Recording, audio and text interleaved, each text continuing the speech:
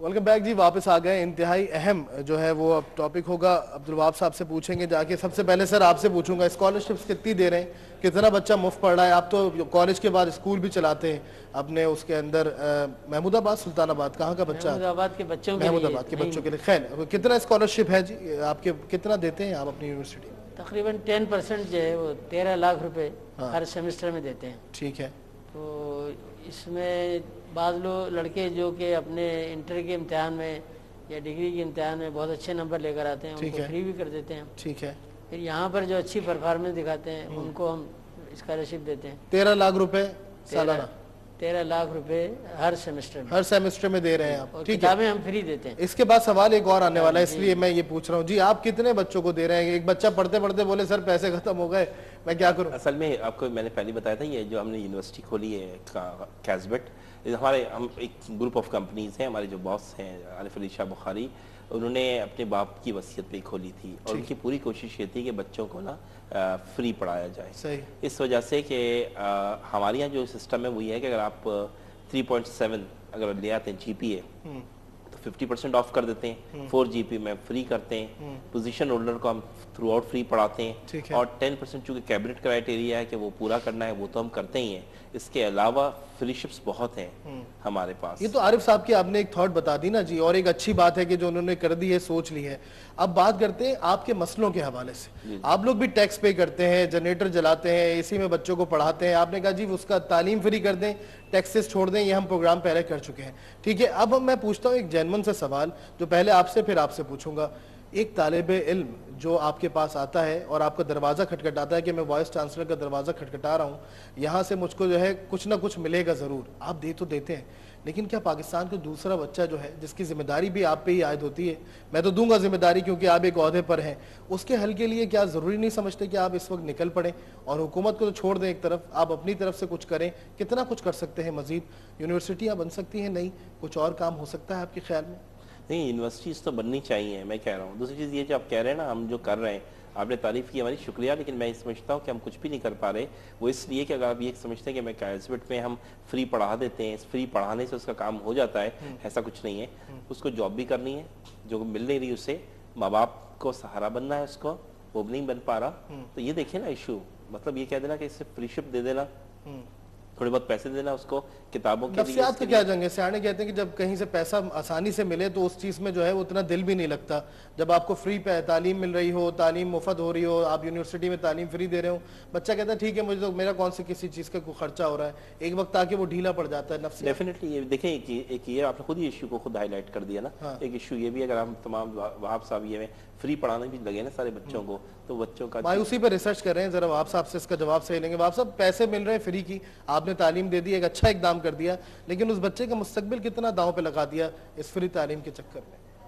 نہیں, ہم نے اپنے یہاں یہ انتظام کیا ہوا ہے کہ ہم لیکچر سیریز دیتے رہتے ہیں. ٹھیک ہے. اور بچوں کو موٹیویٹ کرتے رہتے ہیں. تو 3 ہم نے اپنی یونیورسٹی کے مقاصد بنا رکھے ہیں. پہلا تو ہے پروفیشنل کمپیٹنس, کہ جو ڈگری وہ لے کر جائیں اس کے وہ اہل ثابت ہوں کام کرنے میں. دوسرا مورل ویلیوز, یہ بہت اہم ایشو ہے, اور میرا خیال ہے اس پر شاید ہی کسی نے توجہ دی ہو. ٹھیک ہے.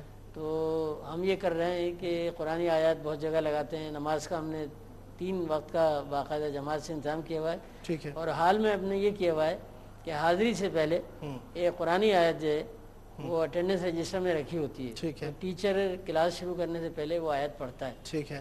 تو یہ اخلاقی اقدار کے لیے. تیسرا جو ہے نا, مایوسی اور ایک burning desire to succeed in life, اس کی ہم کوشش کرتے ہیں کہ لیکچرز کے ذریعے سے, کتابوں کے ذریعے سے ان میں ایک جذبہ پیدا کریں کہ مشکلات کو اور ریسورسز کی کمی کو وہ اوور کم کریں.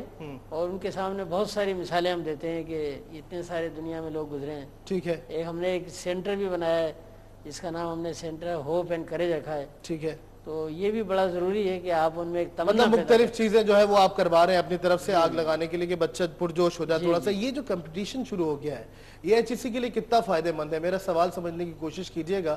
یہ جو آپسی کمپٹیشنز ہیں, فلانا سبجیکٹ, فلانا یوں, میں نے یوں کر دیا, میں نے یہ شروع کروا دیا, میں نے یہ کر دیا, اچھی کام کر رہے ہیں آپ اپنی طرف سے, لیکن بعض لوگوں نے اس پہ پیسے رکھے ہوئے ہیں.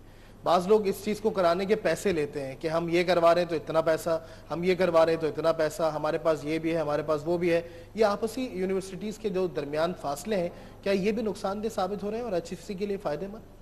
دیکھیں یہ تو تمام یونیورسٹی جو میں نے بتایا انڈیپینڈنٹ باڈیز ہیں, وہ کچھ اس قسم کی ایکٹیویٹیز اسٹوڈنٹس کی کراتی ہیں, اگر اس کو کچھ تھوڑا بہت چارج کر لیتی ہیں یا نہیں کرتی ہیں تو اس میں کوئی یہ وہ ایشو نہیں ہے, اس میں کوئی مسئلہ نہیں ہے. میں تو یہ کہتا ہوں کہ HEC سے میرا ایک سوال ہے, میں جو ہما بخاری نے بھی اس کو ہائی لائٹ کیا تھا, میں چاہتا ہوں وہ بھی ڈسکس ہو, وہاب صاحب سے بھی اس پہ رائے لی جائے کہ جو اتنے سال لاکھوں روپیہ خرچ کیا ہے ہم نے PhDs کو بھیجا ہے باہر پڑھنے کے لیے, اور میں سے کوئی واپس نہیں آیا. وہ میں نے بات کری تھی ان سے, 7,000 بھیجے تھے PhD کرنے کے لیے, لاکھوں روپے خرچ ہوا.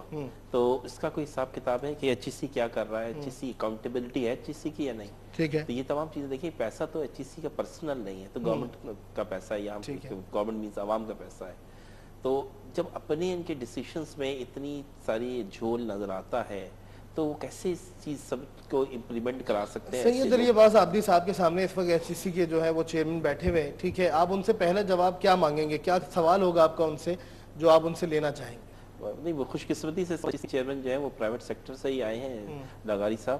تو ہم نے میٹنگ ہوئی تھی, اس میں میں بھی تھا, وہاں صاحب بھی تھے, ہم نے بہت بڑی ڈیمانڈ دی تھی, انہوں نے کہا بھائی یہ چیزیں ہیں ہماری کوئی پرسنل نہیں ہے, یہ آپ یہ اسٹوڈنٹ کی ہیں, جس میں میری تھا کہ سافٹ لونز اسٹوڈنٹ کے لیے ہوں, HEC ارینج کروائے, بچوں کو لون مل جائیں. ایک تھا, دوسرا یہ تھا کہ یونیورسٹیز پہ سے ٹیکسز ختم کیے جائیں, 18% سیل ٹیکس سے اگر یہ ختم ہو جائے گا, تو یہ سیل ٹیکس ہم بچوں کی فیس سے پے کر رہے ہیں نا, یہ ختم ہو جائے, ود ہولڈنگ ٹیکس ختم ہو جائے, ایکسپورٹر کو جو کم شرح پہ لون ملتا ہے وہ لون یونیورسٹیز کو ملے تاکہ یونیورسٹیز ایکسٹینڈ کریں. آپ کو پتہ ہے بینکنگ سیکٹر میں اگر آپ لون لینے جائیں, یونیورسٹیز جو ہے بلیک لسٹڈ ہوتی ہیں, بلیک لسٹ کہتے ہیں یونیورسٹیز کو لون نہیں دیں گے. یہ چیزیں دیکھیں نا, تو یونیورسٹیز کو لون ملے, تمام چیزیں, اس سے فائدہ کیا ہوا کچھ اس کے بعد نہیں ہوا. اس کے بعد میٹنگ کر کے میں ڈسکس کروں گا, بتاؤں گا, یہ لے کے گئے نہیں, لے کے گئے, امید ہے کہ اس کا ریپلائی کریں گے. ٹھیک ہے باب صاحب, کیا بات ہے, لوننگ نہیں ہوتی بچوں کے لیے, کوئی چیز نہیں ہے جیسے عابدی صاحب کہہ رہے ہیں, آپ کے خیال میں کیوں نہیں ہے, ہونی چاہیے بچوں کے لیے؟ HEC فنڈنگ کرتی ہے یونیورسٹی کو, پیسے ویسے دیتی ہے یونیورسٹی جو ہے HEC صرف دھمکیاں اور رینکنگ جو ہے وہ لو کرتی ہے, ٹھیک ہے, باقی ایک زیرو ہے. وہ نعرہ لگاتے ہیں پرائیویٹ پبلک پارٹنرشپ. ٹھیک ہے. تو میں نے پوچھا تھا ان کے ایک ایگزیکٹو ڈائریکٹر سے کہ تھوڑی سی ایکٹیویٹیز ذرا ہمیں بتا دیں تاکہ ہمیں خوشی ہو. ٹھیک ہے. کہ اس پالیسی کے تحت آپ نے کیا کیا ہے. کہنے ہاں میں بتاؤں گا, لیکن ابھی تک تو بتائی نہیں انہوں نے. ٹھیک ہے. تو صرف دھمکیاں اور مطالبات کہ یہ کرو وہ کرو, باقی کچھ نہیں ہے بالکل. ٹھیک ہے. یعنی کہ آپ لوگوں کو لگتا نہیں ہے عابدی صاحب, آپ کے خیال میں ہم بہت دیر کر رہے ہیں, ہم بہت پیچھے لے گئے ہیں اپنے سسٹم کو, آپ لوگ یہاں بیٹھ کے بات تو کر رہے ہیں, لیکن کیا اقدامات ہونے چاہیے؟ صدر وزیر اعظم میں سے اگر کوئی سن رہا ہے, ان کا کوئی اس وقت نمائندہ سن رہا ہے آپ کی بات جو اس کے کانوں تک جا رہی ہے, پہلا کیا بات کہنا چاہیں گے اس کو؟ آپ شاید کوئی سن لے, کچھ کہہ دیں. میری بات پہلی ہے, امپورٹنٹ جو HEC نے کرائٹیریا بنایا نا, کہ جو یا رینکنگ بنائی, مجھے یہ بتائیے کہ رینکنگ اور کیٹیگری میں یونیورسٹیز تھیں WXYZ سے اوپر گئیں, اس میں مجھے بتائیے, مجھے خوشی ہوگی بتائیں کہ HEC نے کوئی فنڈنگ کی ہو, HEC نے کوئی ہیومن ریسورس دیا ہو اس یونیورسٹیز کو ٹاپ رینکنگ میں آنے کے لیے. میں اپنی ٹاپ رینکنگ میں آیا ہوں, وہاں صاحب آئے اپنی محنت سے آئے, کوئی فنڈنگ نہیں ہے, کوئی ہیومن ریسورس پرووائڈنگ ہے, کوئی ڈائریکشن نہیں ہے, کرائٹیریا دے دیا, اس کو پورا کرو. یہ جسے ڈاکٹر صاحب نے پچھلے پروگرام میں کہا, مجھے بہت صحیح لگی وہ بات کہ یہ چاہتے ہیں کہ 6 فٹ کا بچہ پیدا ہو جائے. صحیح, ٹھیک ہے نا.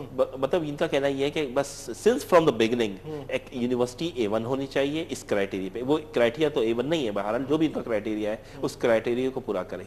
تمام دوسری جگہوں میں دیکھیں یونیورسٹیز کو سپورٹ کی جاتی ہے, یونیورسٹیز کو گورنمنٹ گرانٹ دیتی ہے, مختلف چیزیں, تاکہ یونیورسٹیز کیونکہ اسٹوڈنٹس کو پڑھا رہی ہے ان کی ٹاپ پرائیورٹیز میں ہوتی ہے. دیکھیں فارنر ایکسپورٹر کو بینیفٹ دینا کہ ٹیکس اس سے کم لینا, اس کو کیا نام ہے ود ہولڈنگ ٹیکس ختم کر دینا, اس لیے کہ وہ فارن ایکسچینج لاتا ہے. یہ جو یونیورسٹیز ہیں یہ for all time to come کی بھی بیسس کے اوپر آپ کو ایک ایسٹ پرووائڈ کر رہی ہیں. وہ تو 1 سال کا آپ کو فارن ایکسچینج لا کے دے رہا ہے نا, اس کو اپنے آپ کی ہمیشہ جو پرائیورٹیز بنی ہیں وہ یہ ہیں شارٹ ٹرم بیسس پہ. لانگ ٹرم پہ آپ سوچتے ہیں, آپ کو پتہ ہی نہیں ہوتا کہ ہم 5 سال. آپ نے یہ بھی کہا تھا کہ جو لوگ بیٹھے ہیں اسمبلیوں میں ان کو بھی شاید تعلیم کی کمی ہے جس کی وجہ سے وہ تعلیم کو اہمیت دیتے. وقت صاحب 1 منٹ بچا ہے, کچھ کہہ دیجئے جلدی سے, کیا کہنا چاہیں گے؟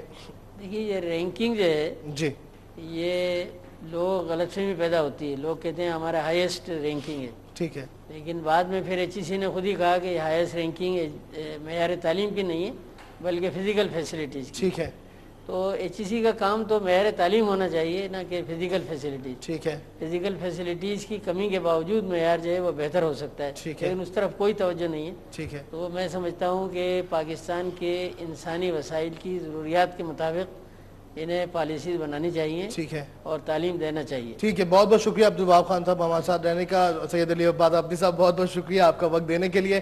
یہاں تیسری کرسی لگاؤں گا, ایک کوشش کروں گا کہ کوئی HEC کا نمائندہ, کوئی حکومتی وزیر, کوئی دیگر اور لوگ یہی دو مہمانوں کے ساتھ اور بیٹھیں تاکہ پتہ چل سکے کہ سچائی میں ان لوگوں کی بات سننے کے لیے کسی میں ہمت ہے یا نہیں ہے, کوئی سامنے آتا ہے یا نہیں آتا. ان دونوں حضرات کا کہنا ہے کہ اگر بہتر مستقبل چاہیے تو ضرورت اس بات کی ہے کہ اپنے حیثیت کو دیکھیے. 100 سال امریکہ آگے ہے تو 100 سال کا گریجویشن ممکن نہیں ہے. 6 فٹ کا بچہ تو پیدا ہو نہیں پائے گا. آپ صاحب یہ چاہتے یہی ہیں. بہت بہت شکریہ. پھر ملیں گے انشاءاللہ.